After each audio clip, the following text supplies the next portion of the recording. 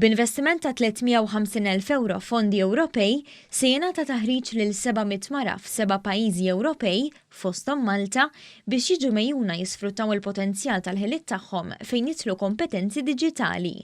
F'dinja li kull ma jmur qed issir iddominata mit-teknoloġija, proġett imsejjaħ Women for IT għandu lan li jiżrar fin bażiku ta' teknoloġija fost nisa meqjusa vulnerabbli fis-soċjetà, kif spjega l-project leader Mark Xkembri. Dawn ikunu nisa li mhumiex qed jaħdmu, jaf ikunu nisa kemm nisa tad-dar jew nisa li għal xi raġuni oħra waqfu mill-iskola u mhux bħalissa qegħdin fid-dinja tax-xogħol u permezz ta' dan it-taħriġ ħankunu qed ngħinuhom biex jidħlu fid-dinja tax-xogħol, idealment fejn jidħol it-teknoloġija. Is-Segretarju Parlamentari Silvio Xkembri innota li l-ħiliet bażiċi fil-qasam diġitali saru kruċjali biex wieħed isib impjieg u ħeġġeġ lin-nisa Maltin biex jaħtfu din l-opportunità li tista' twassalhom għall-karriera. Tenna li l-Gvern jemmen bisħieħ fin-nisa u l-kapaċitajiet tagħhom u appella biex il-mara Maltija ma tibżax tkun parti minn din l-industrija.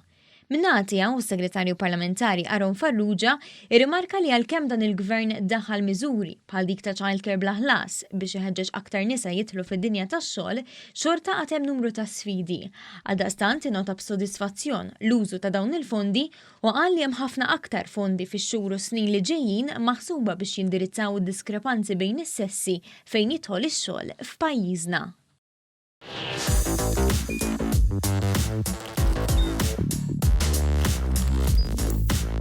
Idħol fuq one.com.mt u hemmhekk tista' tara l-programmi kollha li jxandru fuq One permezz ta' One Play.